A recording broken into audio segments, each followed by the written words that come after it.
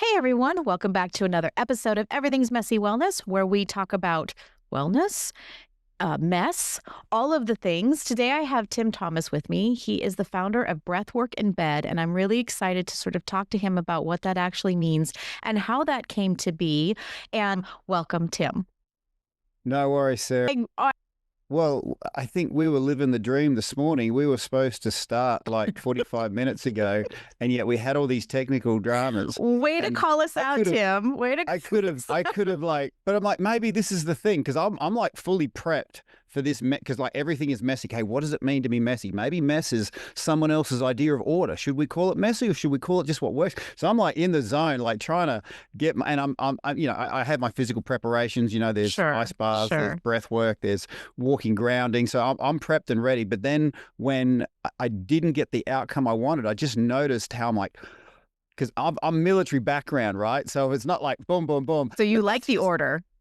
But the thing is, that's just a story I've told myself, and so to have that experience of, okay, everything's messy is a theory, but then when you don't get the outcome you want, you still stay committed. And then this wonderful thing, because I didn't actually expect this morning to happen, so to actually be here with you is kind of a bonus. I got a really good feeling that some good stuff is going to be covered in the next 40 minutes, Sarah. I agree. I agree. And, for those that have listened to me for a while, I try to be as authentic as I can. We have talked at length ad nauseum of how I hate the picture perfect Instagram profiles, about I hate, the people that are trying to give this perception of something because, like you had just said, things happen, mess happens, and it's all about how you deal with it and what you can bring out of it. And sometimes, luckily this morning, as you said, of course it's afternoon here, but as you said, it was this morning and it did work out, but sometimes it doesn't. And you just have to ride those messy waves. You have to sit in the mess and you just have to kind of feel it, because if you try to distract yourself or not go through it, you're going to have a worse time with it. That's my theory anyway. Oh, you're absolutely right. And you really get the idea that we are the cause of our own suffering. When something doesn't work out, I'm like, good. I'm causing myself suffering. I'm drinking the poison, hoping somehow would maybe impact others, right? Right. Oh my gosh. Right. And I should have asked this in the preamble, but your language rating here, are we keeping it clean today? We're messy. So whatever Okay, you need right. to bring, I will rate accordingly. I don't have too many kids that listen. This is pretty an old, an adult And demographic. I'm not saying I can't express myself, but my favorite saying with the veteran space is, you might not, in the subject of being messy, I said, look, you might not think you're special, but I bet you've been through some shit, and you know what? That shit makes the best fertilizer, and the stinkiest shit, the stuff that you don't want to touch, actually makes the best fertilizer. And it might take you a week, a month, a decade to make the transition from something that doesn't work to something that makes everything grow. But I think, that's the amount of time we can save other people going through the same stuff. Absolutely. Absolutely. And I honestly think, and I've talked about this before, I think there's sort of this desire and almost this magnetic-like thing that people are starting to feel. And I don't know if it was during or after COVID or something, but I think people sort of got sick of the picture perfect. Everything has to look a certain way. Everything has to be a certain way, because we all collectively, the whole world, went through shit. And so I think we sort of came out of that and said, no, I don't want to do this anymore. I want to connect with the real people. Where are I'm always talking about, show me your messy sink after Thanksgiving dinner. I don't want to see the perfect table set. I want to see what the kitchen looked like while you were doing it, because that's where the magic actually happens. That's where you were able to transform that stuff into this beautiful meal that you're now going to have. And I really feel that can be literal and you can bring it over to life. I really do. And so as we talk about mess, Tim, why don't you open up a little bit and tell us about your mess? Sure. Okay. Well, school was particularly messy for me because I had dyslexia, but and hyperactive, like you wouldn't believe. But back in the 70s and 80s, it was just you were just called the stupid kid that couldn't sit still. Mm. And back then they could hit you, so they would. I was a pretty tough kid, but I just you tell a kid they're stupid enough and they start believing it, Mhm. you know, you know, Unfortunately. you know, the sky's blue, my name's Tim and I'm stupid. So, well, you know what? If I don't understand what's going on, I'm going to have as much fun as I can. So I was the disruptive kid in the class, and it wasn't until in year 12, this teacher had me fill out his lunch order in the time when it was actually on a brown paper bag.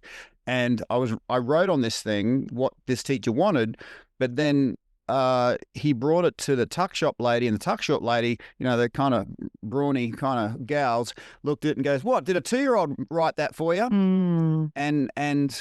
And then the teachers, instead of going, "Yeah, he's an idiot," he goes, "No, there might be something there." So they did these tests and discovered, hey, you know what? You've got this thing, and what that really gave me was, like, I could have spent my whole life going through life without seeing the unique special gifts that I have, because I didn't think much of myself. And so therefore nothing good can come from me. And then I'm thinking, how many inventions, how many breakthroughs have we missed out on from people having these incredible gifts, but their belief in themselves just kept them all buried, And so I thought, well, I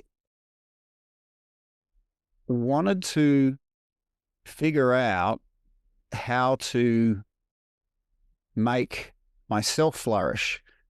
And I noticed that, and dyslexia doesn't mean I'm gifted it doesn't mean I doesn't have gifts, but I'm very high in my pattern recognition. So when I see patterns, I can work with a pattern and have quite a repetitive outcome. So what I noticed was, a person's energy is like money. How you invest it is how you get it back. And I noticed there was so good. Yeah, I love the way you put that.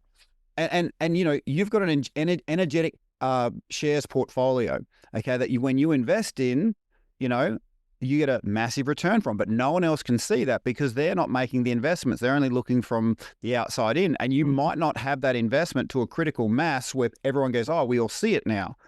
So we have to see the value in ourselves. And when I say value, the things that you do that, might cost $100 worth of energy, but you get $10,000 back. Okay. And everyone has their own unique way of doing that. And for me, my pathway, I just noticed that whenever I applied my physical body to something, I genuinely felt smarter. I felt more confident. I felt like if I had a thought in my head, I might be able to put it out in the real world. And so this sort of, that felt good, more please, that felt good, more please, brought me into the these days it's called UFC, mixed martial arts. It's huge. But back in the 90s, it was no rules fighting, held in biker bars, underground pubs. And that led me into this, as professional as it got in the 90s, fights. And what that did for me was give me a really powerful external focus to work towards. And I think we do really well when we aim at something, and it doesn't matter if you win or lose. The point is, when you get there, your every part of you is improved. You've got more, no matter how messy it gets, you've got more love, you've got more peace, you've got more joy. Okay, which is a strange thing to come out of something that would be, from the outside in looking quite violent. But, I was training really hard, applying my physical body. That gave me peace. The other guy, I really wanted to hurt him on the day, but afterwards we actually became really good friends. So there's more love. There was more joy. I was doing something I loved doing. And this is where, to thine own self be true. Everyone listening, has something that they do. It might make a certain amount of energy to do it, but then it gives you a massive return. And there's things that you do that you invest energy into and you don't get any return from. In fact, there's probably things in your life that take from you. So I encourage people, in the mess, just look at the things that give you energy and the things that take energy. Have your energy, don't treat your energy like it's unlimited. Sure. Okay? What would happen if we treated our money like it was unlimited and we just spent? You'd end up living in debt. Okay. And a lot of people don't manage their energy. They've just got things they invest in and they don't know if they don't care if it's taken. And then if we can't generate energy inside ourselves correctly and we don't know ourselves, what ends up happening is An energy deficit. Exactly. Okay. And we look for short-term energy loans. You know, nothing wrong with coffee, but if I have to have a coffee before I can be nice to somebody, you know, there's a whole economy based on you not knowing how to give yourself energy. Absolutely. You know, I couldn't sleep. I told a doctor that I lost 6 years of my life to pills. You know, I didn't know breathwork could alkalize my neural pathways, bring healing to my, you know, chronic injuries. Right. And, you know, so out of that mess, I got a lot of skin in the game for making people sovereign. And that, to me, starts with your sleep. Your sovereign power starts with your sleep. In the Special Forces, we didn't know anything of the science of sleep, but we would actively attack our enemy's sleep because we knew if we could take that out for three nights, it would mess them up better than a bullet. Yep. If you want to destroy someone, destroy their sleep. So my saying these days is if you genuinely care about somebody, you genuinely, you know, care about their sleep. Yeah. And just that part, we were talking the other day on the podcast, people, you know, especially in the wellness space, there's a lot of money to be made in the wellness space and, you know, a lot of supplements, and there's sort of all this noise. But if you strip it back to the basics, and one of them being get good sleep, and if you just start with that stepping stone and that foundation, you don't have to invest a lot of actual, you know, money. You're investing in the basic foundation of just rest.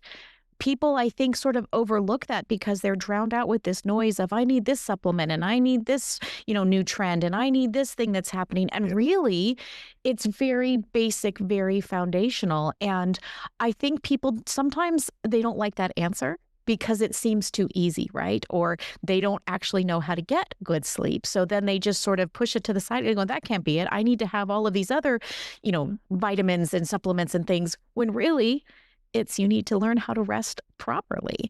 And really quick too, before you go a little bit further, all of this stuff where you're talking about physical or physicality and fitness and the way that it kind of trained you and kind of pushed you. I'm assuming that's what led you to go into the military and then being able to sort of see your return on investment from there as well. Correct. Yeah. I noticed that if I went towards something that scared me, that was like a really big return. And everyone's built for different things. You know, I was built to go towards something that scared me. Other people could be built to invest in guitars, you know? Sure. You know, and the point is, you will spend an amount of time where it'll seem like it's an invisible investment because you're just investing in yourself. But then when you know, say when that guitar player gets really good, everyone's like, oh, you're our best friend. But sort of it's in that build-up phase. That's when you're like, you know what? It doesn't matter what outcome. I'm getting so much from this. This is how I've been wired at a very deep level, kind of beyond words. But it's hard to even think like that if you're in a state of fatigue. Mm-hmm. You know, because what you're talking about before about, you know, everyone, it's the classic Western mistake. We get more by getting more. Mm-hmm. Okay. As opposed to we've actually got plenty enough. We are a bank of energy. Energy actually comes through us. We don't have to look outside of ourselves. The only thing we need to do is remove the blockages that we tend to accumulate. All right. And people are very vulnerable when they're hurting and looking for solutions. And it wasn't until I had a chronic injury, Sarah, that I realized we are not in an age of information. Mm. We're in an age of marketing. Mm-hmm. First 6 pages of Google, marketers. And a marketer's goal is very different to a healer's goal. And like I said, I was vulnerable and hurting, and these marketers know exactly the words that are inside your heart, and they'll give you testimonials from people that are from the same thing. I'm like, oh my gosh, shut up and take my money, right? Here's more. Yeah, right. But a marketer goal is not to connect you to something powerful. It's to get resales. Mm-hmm. Okay. Because if you were to connected truly to something powerful, you wouldn't need a resale because you've got that. Right. Mm-hmm. Mm-hmm. And so a lot of veterans I know, and a lot of people in their healing journey, they say, look, I've tried to get help. The help didn't help. In fact, it made it worse because there's a whole economy based on people staying vulnerable. All right.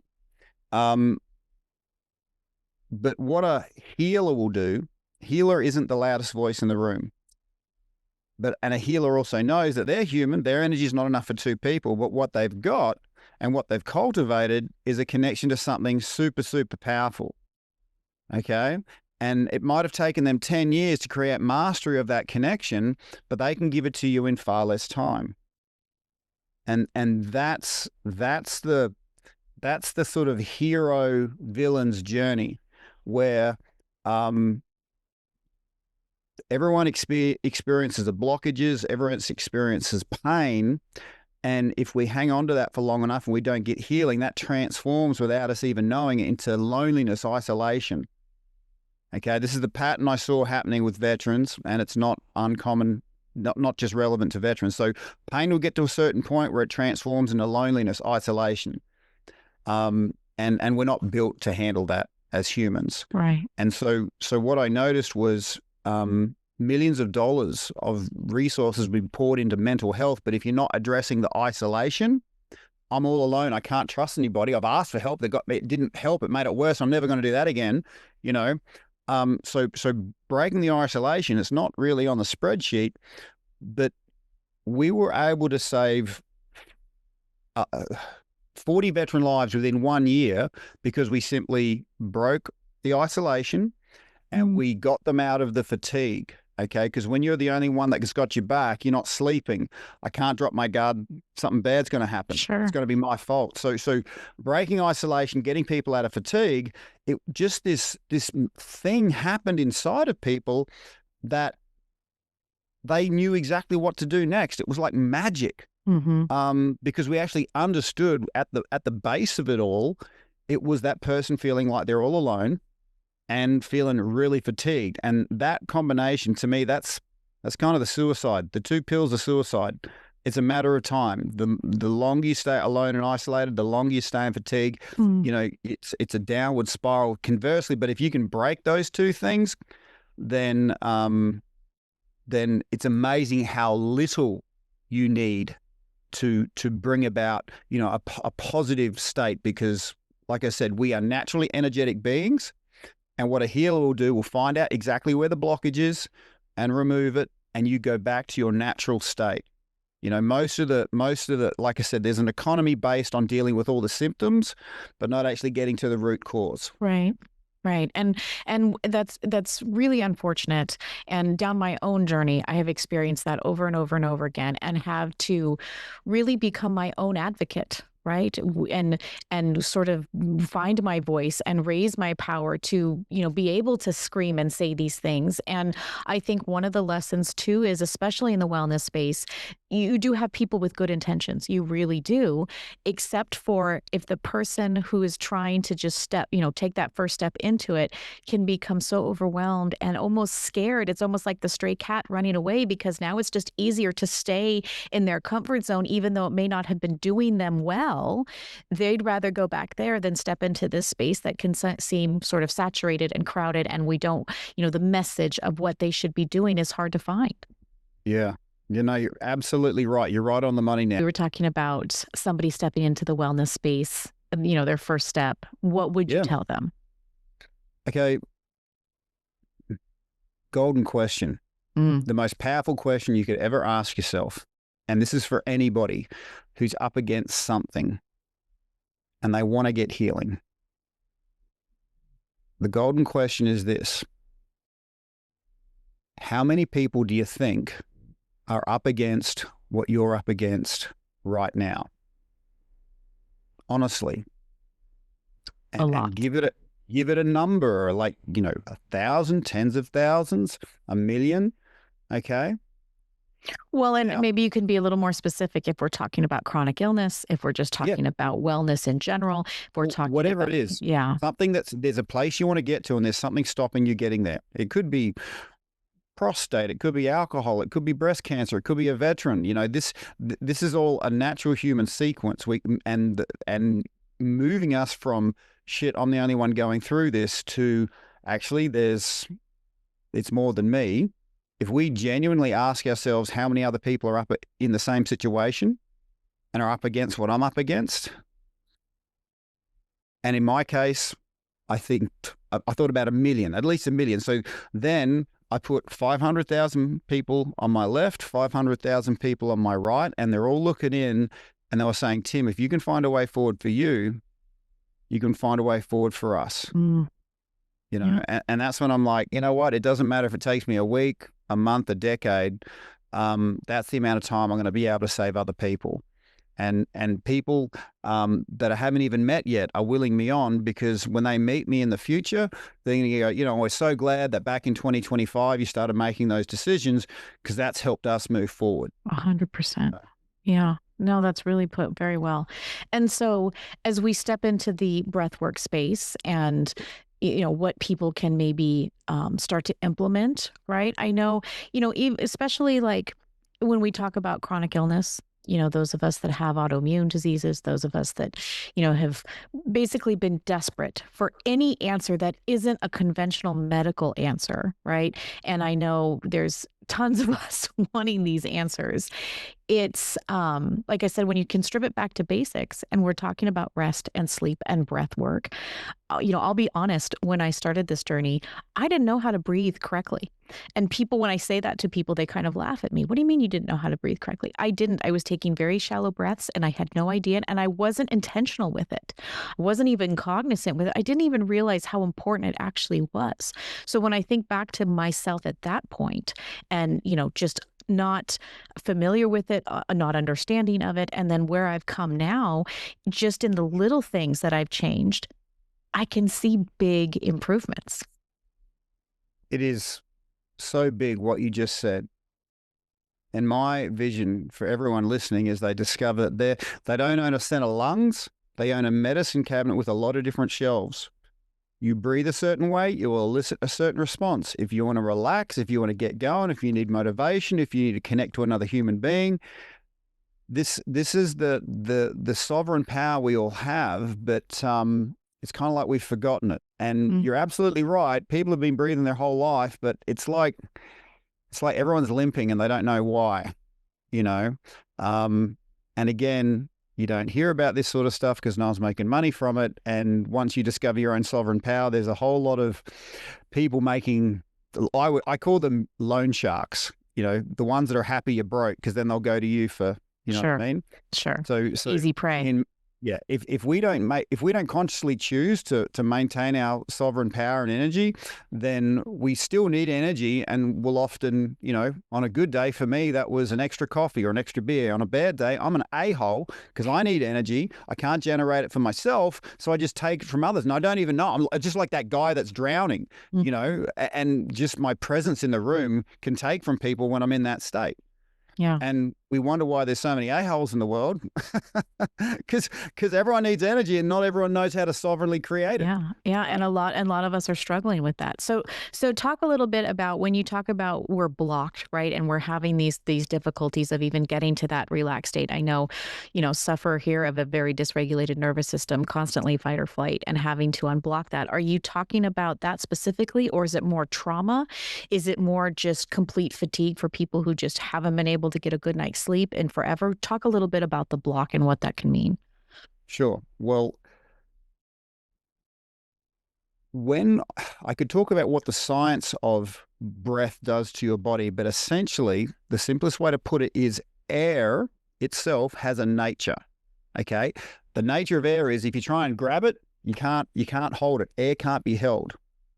Now, in our bodies, and so that's kind of an obvious nature of air, right? But in our bodies, we hold on to certain tensions. We hold on to certain hurts. We hold on to certain blockages.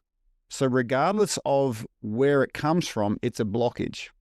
So it could come from the past, it could come from a future concern, it could come from an experience. Whatever that is, that's being blocked in your system. Now, when we breathe correctly for a medicinal duration, we take on the nature of air. The air in our body does not allow us to hold on to our physical tension.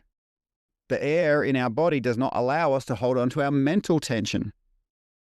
And I'll explain why that is. Your breath outranks your thinking mind.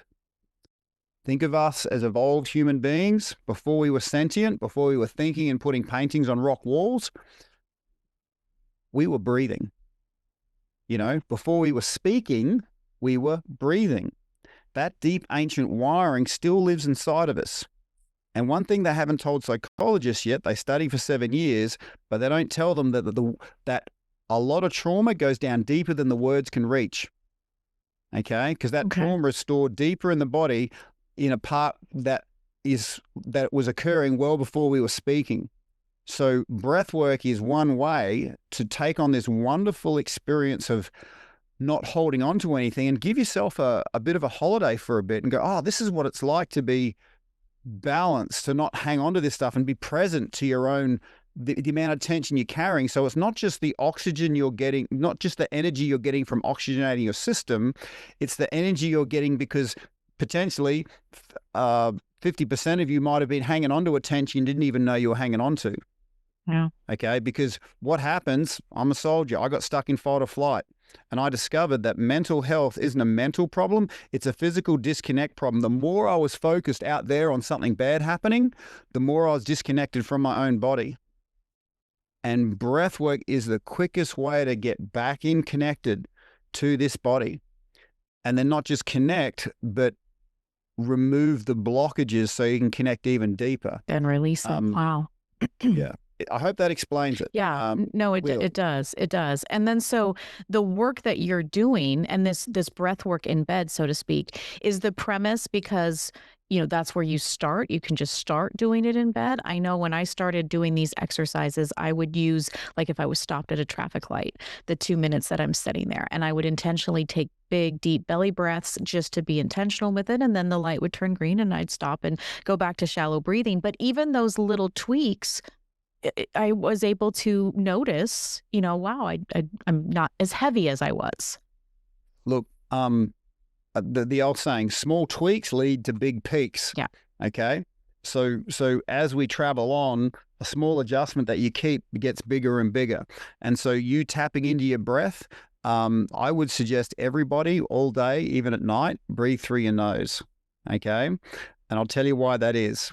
Our body responds really well to nitric oxide. It's good for your lungs, your heart, your brain, your mood. And our body produces it only when we nasal breathe. It doesn't produce nitric oxide when we shallow breathe or breathe through the mouth, right? Right. Okay. And if you wanna times by like 2,000 your nitric oxide uptake, hum. And if you want to juice that up even more, deep breath in, hum with your mouth closed, pinch off one nostril, and then squeeze off the other one. And that really slows and you can juice up that nitric oxide uptake as well as take a really relaxing exhale, through your nose. Did you want to give that a try? Yeah, let's do an exercise. So for those that aren't driving, if you can join us here. You do need to be seated for this one in a safe position. So we're just going to breathe in and then breathe in again and again and again and again. Okay, hold it, wriggle your shoulders for a little bit. And if it feels good, let it out with a sigh. So when you breathed in again and again, you found a little bit of extra space opening up, Sarah? Okay, we're going to call that your secondary inhale. Your primary is where you normally breathe. Your secondary is where you just breathed into then. Okay. Cool. Okay. So I'm going to show you something. I get a lot of joy from showing people just how amazing their bodies are. A lot of people don't know that in your 2 fingers and thumb, you have a power button. Okay. And if you pinch them down really hard, you will boost your secondary inhale. Okay. So what we're going to do right now is we're going to blow it all the way out. We're going to breathe in. And when it comes into that secondary inhale, we're going to pinch our fingers really hard, look up and notice that little bit of a boost you get. Cool? Okay.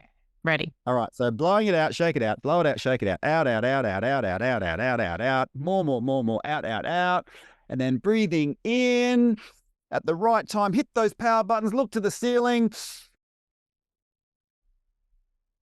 Hold it, wriggle your shoulders, relax your chest, let it open, feel it moving around, and when it feels good, let it out with a sigh. Okay. Okay, let that energy go through your system. Okay, just get out of the way of it. It's got a natural intelligence where it's supposed to go. Okay. Some people, they might, feel tension somewhere after the breath. They might do some stretches. Sometimes a yawn, which is really good. Yeah, I feel a yawn coming on. Yeah. And that's a really good sign. Okay. One of the reasons we yawn is the vagus nerve attaches behind your jaw. So when you wake up in the morning, you got a lot of stuck energy in your vagus nerve. So you and so it's not just the stretching of the jaw; it's a tone that you're making. Yeah. Right. So the vibration. Last week I was working with a bunch of high school students and showing them how to yawn at different tones. And they all had to bring a towel, so they couldn't get too rowdy, And so they'd have this towel, right? They'd breathe in. And they'd yawn, like really force out this resonant sound, and that, Nikola Tesla said, if you want to understand the universe, think, vibration, frequency, what was the third one? Vibration, frequency, and there was a third one. But when we're creating that tone, I want to say it's light. Is it light? Possibly. Yeah. I'm sure someone in the comments will go, this was that one. but that, we think of a yawn, we're opening the jaw, we're decompressing the vagus nerve, we're letting out a tone. All right. So now what we're going to do is we're going to do the same thing as we did before. In, look to the ceiling. We're going to hold it. We're going to move it from our upper, middle, lower, and we're going to squeeze it down low, and we're going to hum for as long as we can, pinching our nose. Okay. Just like we did before. So it's going to be humming, but you're going to block off one nostril and you're going to pinch the other one. So it's a really long hum. So we're generating the nitric oxide that we spoke about, but we're also creating a frequency. Okay. And a vibration. Okay. Now this is we're going to, in a comfortable position, have those little power buttons ready. I'll coach you through this. Blow it out, blow it out, blow it out. Out, out, out, out, out. Shake it out, blow it out, shake it out, blow it out, shake it out, blow it out. With your mouth closed, breathe in through your nose, look to the ceiling really quick, hit the power buttons, hit those power buttons, hold it, wriggle it, wriggle it, wriggle it, relax the shoulders, let your head collapse forward, head down low, put a hand on your belly, hand on your nose, hand on your belly, hand on your nose. Push it down low and hum it out for as long as possible. Back to relax. And now when you're ready, just feel into your power buttons and blow it out. Blow it out, blow it out, blow it out, blow it out. Out, out, out. Further out than you've ever blown out before. Out, out, out. Then when you're ready, snort through your nose, look to the ceiling, hit those power buttons. Really snort the air, open more than you've ever opened before. Feel like your chest is a flower that's opening. Wriggle your shoulders, and then holding your breath, let everything relax. Relax. One hand on your belly, push it down to your belly, one hand on your nose, and then let your head hang forward and hum for as long as possible. Air coming out, pinch that air. And let your full body relax the shoulders, the neck, the face, the top of your head. Any place that needs to relax, just let it relax. Notice how your breath can rapidly dissolve any tension. You're doing really well. Hey. This last one's going to be extra juicy, extra relaxing, extra nourishing, and all we have to do is let it into our mind, body, and unconscious mind. With your power buttons ready, blow it out, shake it out, blow it out, shake it out, blow it out, shake it out, out, out, out, out, out. And then this last one, really snort through the nose, power it up, snort through the nose, look up, lean back, open, open, open. Feel how wonderful it is to have an open chest like a flower in the warm sun. Wriggle your shoulders, wriggle, push it around the place, holding your breath. Let your head fall forward, One hand on your belly, two fingers pinching your nose. Pressurize that and then hum for as long as you can. That vibration go through your whole system, relaxing your neck, shoulders, your spine. It's all naturally integrating with your breath. Energy has an intelligence all of its own. It'll integrate exactly how it's supposed to. We just need to let it in. And sometimes we have more space opening up because certain blockages have been shifted. So I encourage you now, when you breathe, just breathe into those open spaces. Anywhere where you felt a blockage, just consciously snort through your nose into that space where you feel you've just lost a blockage, and feel how good it is to breathe. And it could be a particular muscle group. It could be a part of your body that was kind of locked down into some blockage, and now you can like breathe into that muscle group, and it feels really good to have now use of your breath as a directional targeting tool that you can go, oh, my shoulders are tense, I'll breathe into them. Yeah. Wow. And that was the point. So for those of you who couldn't do that, you were driving or whatever, I encourage you to go home, go back and listen to this part of the podcast, because pretty powerful. Let's leave it like that. Definitely powerful. I'm happy to give you a few links that people can sort of, have for their own journey. But just check in with your own body right now. Share with everybody there was just 3 breaths, three breaths, 3 proper breaths. And that could have possibly been the first proper breath some people have taken. How's that feeling in your body right now? Yeah. Feels pretty good. I mean, if I'm answering, I can't answer for others, but for me, I can say, like I said, I feel like I can take a deeper breath that I wasn't able to take just a few minutes ago, which I think is pretty powerful. So, and I'm sure for those who are not familiar with breath work, if this is the first time they're doing it, they're going to see a big difference in what they're doing. Again, tension in shoulders or wherever. I think that's pretty amazing. So where can people find you if they want to work with you or, learn more about your techniques? Sure. Well, 3 really simple words. Take out your phone, go into your app store, look up Breathwork in bed. Think breakfast in bed, but Breathwork in bed. And that's exactly what it is. If you want to do the one thing that'll improve everything, become a boss of your sleep. And this is what this will help you do. And it's not just breath work to go to bed with, it's breath work to get out of bed with. And that's such a game changer. If you can win that first 10 minutes of the day, connect to your breath, move your body around a little bit, turn that lead into gold, your feet hit the floor in a very different state. And I've just noticed, if you can win the first 10 minutes of the day, you've won the day. And I know that, I'm a pretty disciplined dude, but if I don't have something there ready to go, I'll just sort of follow the path of least resistance. Definitely need a plan. Yeah. So with that, my vision for breathwork in bed is to do for breathwork what Uber Eats did for food.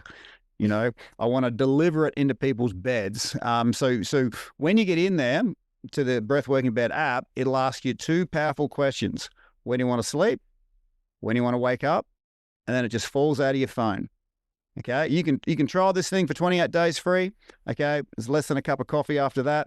But if you will notice that just like magic, if you can have those easy things in your day, I just hit that button to go to sleep. Or if I wake up at 2 a.m., it's a very good friend to have. On those nights you can't get back to sleep, to press that button to guide your breath and also to get out of bed. So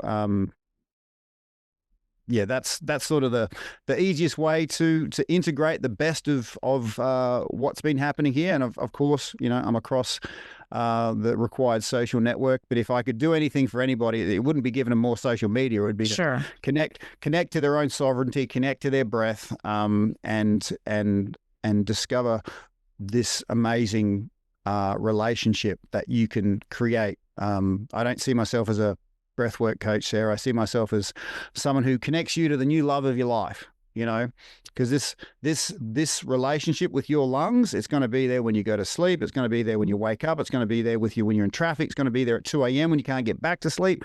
Like this nourishing place, it's, we either engage with it and give ourselves what we're really looking for, or we ignore it and we look outside of ourselves. We end up spending a lot of our, income, waking hours chasing something that we think that our breath could do for us ourselves. Yeah. Yeah. Definitely. Well, I love the message. And just so everybody knows out there, Tim did share some links and some technique that you'll be able to see in the show notes, and you can click on these links and it'll take you to it. So if you were driving or you weren't able to get to this, again, I encourage you to go back and listen to this. And then also I will include all these links in the show notes. Tim, this has been amazing. I appreciate so much that you hung in there through the mess and we were able to connect and get everything that we need to get done. And I really I'm feeling a little, I don't know, naturally high right now with all of the thing. And I'm just going to kind of sit in that for a minute and just kind of take that with me. So I really appreciate it. Well, Sarah, I hope yourself and all the visitors of your podcast, these little power buttons here, they're the things that I access throughout the day. So in public, discreetly, I'll just pump the turbo buttons, and that becomes my go-to. I really enjoyed being on here today, and I feel like we've done a lot of good. Yes, I do too. I appreciate you. Thank you so much, Tim. No worries.